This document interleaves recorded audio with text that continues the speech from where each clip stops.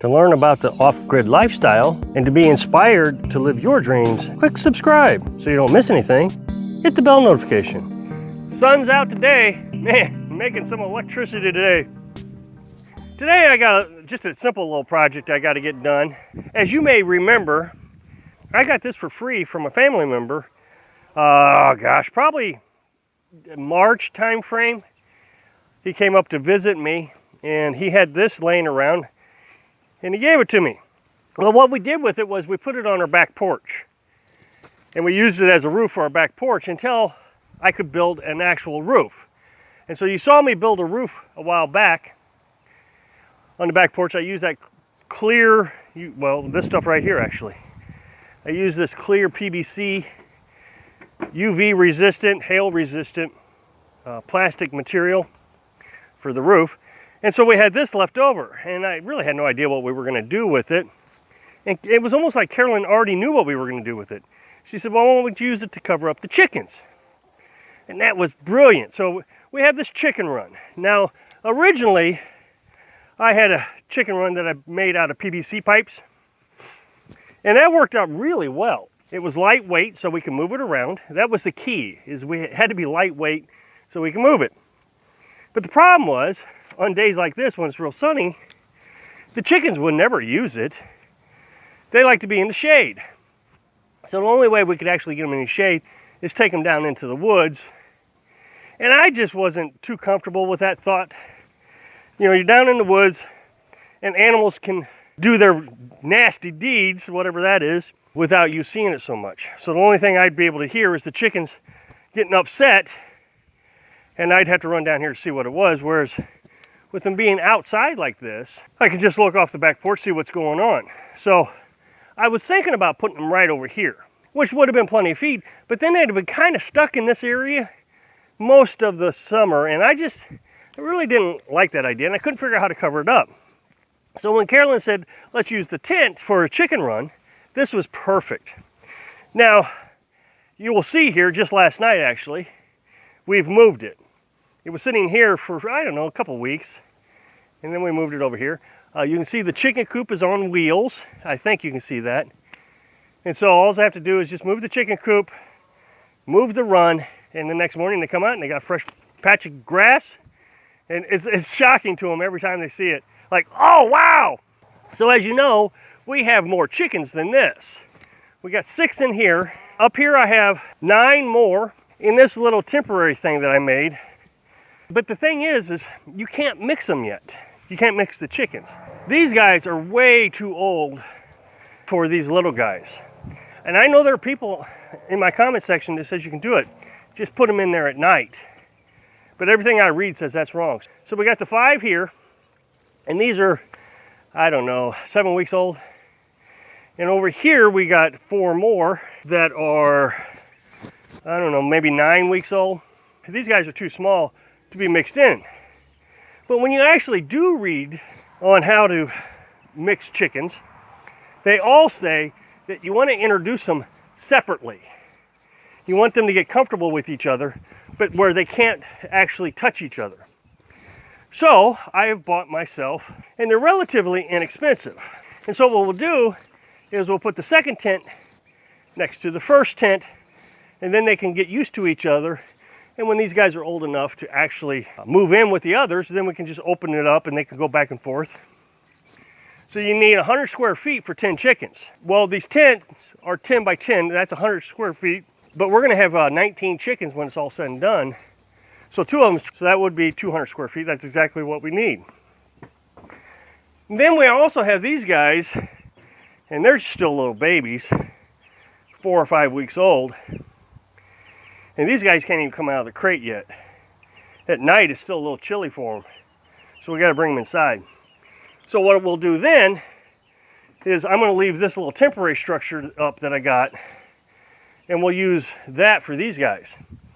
Now, after the next paid day, I'm gonna get another one of these tents like that, and we'll put it up here, because then next month, in July, we're talking about getting some meat producing chickens. Cornish cross-hens, I told you about that in yesterday's video. So that'll give us enough space for all the egg producing chickens down there. And then we'll have this space up here for the meat production. And we want to keep these chickens up here by themselves because we won't actually build a coop for these guys. They'll just be outdoors with that tent over it. And so we want to keep it up here. That way if any animals get in here, we'll know about it instantly. And we only have to keep these guys for the meat producers for 12 weeks. That way there'll be plenty of room for them. Now the thing is it's going to be a little bit under space because if it was going to be 100 square feet and we're going to have 25 chickens, we would actually need 250 square feet. But the thing is they're going to be small most of their life. So when they're actually butchered, they're not actually mature yet. We're talking about full-grown chickens when we're talking about the 10 square feet per chicken. So that's the plan, and these little tents are great. Easy to move. Carolyn and I can pick it up, walk it all over the property. I really like it. And that's the thing that I've learned is you can't be stuck on one idea. You do something, and it works, that's great, but you're constantly improving your systems, improving your processes. When we started out with solar, we only bought 400 watts of solar, and now we have 1,000 watts. Not that we are using any more electricity, but we've noticed that on cloudy days, it's better to have more solar panels. The well, we've been working on the well and improving it. So here's the new one. I haven't even taken it out of the box yet, so I'm going to start putting this together. We'll wrap some fence around it, and we'll stick it up against that other tent, chicken run, whatever you want to call it. And then we'll move the little ones over into here.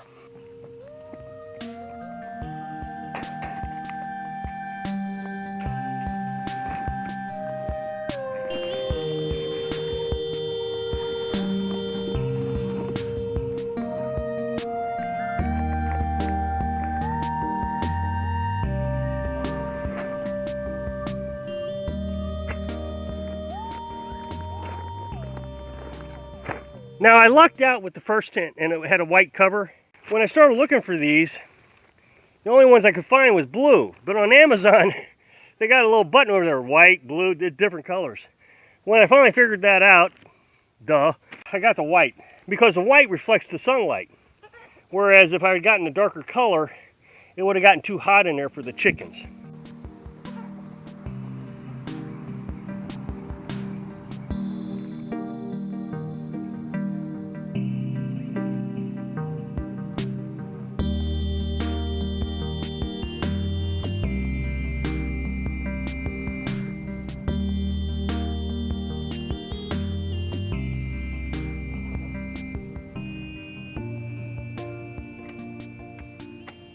So now I use zip ties to tie it up to the poles of the tent. For those of you who've been with me for a while, you know my philosophy. KISS. Keep it simple, stupid. And so that's what I do. I keep it simple. That's kind of the idea behind the tent. It's simple, it's easy, and it's not that expensive. If I'd have built something, it would probably have cost quite a bit more. I know the PVC, using the PVC and all that, it ran up in cost too. And it wasn't complete. It didn't have everything I needed. Easy to do. It's only taken me a few minutes to get this set up. I can wrap the fence around it. And if I change my mind, I can just take the zip ties off and do something different. These tents, as long as they're in good shape, you can resell them, put them on Facebook Marketplace if you decide you don't want them. It's just so simple to do things temporarily, permanently. These resist the sun, they don't get too damaged to the UV, maybe after a few years, but again, they're so inexpensive, it really doesn't matter. And I would imagine you probably can find some place to replace the tarps.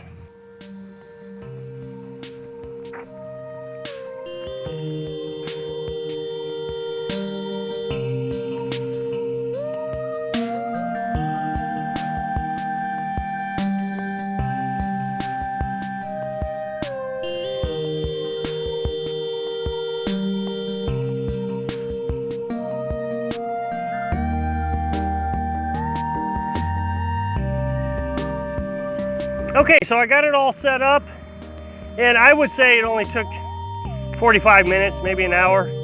Working by myself, setting up the tent took 15 minutes. That wasn't hard at all. And then just wrapping the chicken wire around it probably took the most amount of time, but it wasn't hard. I'm gonna bring the chickens down now. These are two of the New Hampshires. These are the oldest of the youngest, is the best way to put it. We got 4 sets of ages, and this is the second set. So Carolyn gave them their feed. So this is their new home during the day, and then that night we'll put them away. Now the little ones, they go in the shed, and the big ones go in the coop until the little ones get big enough. Then the big ones will go in the coop also. It's just a mix of scratch feed that she ferments for 3 days. And then of course she's got her sunflower seeds that she grows in a little pan. I've showed you that in previous videos. So they really like it.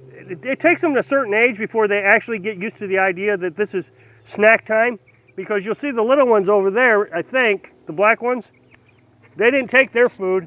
They haven't figured out that when Carolyn comes down with her flip-flops, they don't know the sound yet because they haven't touched theirs. But everybody else knows the flip-flop sound. So when she comes down, they all come running. And so here we can see the big ones. They got their bucket lid of food. And it looks like the little girl is getting more involved now. She was really staying away from them, but she's doing better. What's happened is the red rooster, we got tags on the roosters. We got one with a white zip tie and another one with a red zip tie around their foot. The red one is kind of the boss. What it was is Frenchie, the white one there, was really picking on everybody. Well, starting yesterday, Red has put his foot down with Frenchie, and he's been telling Frenchie who's boss.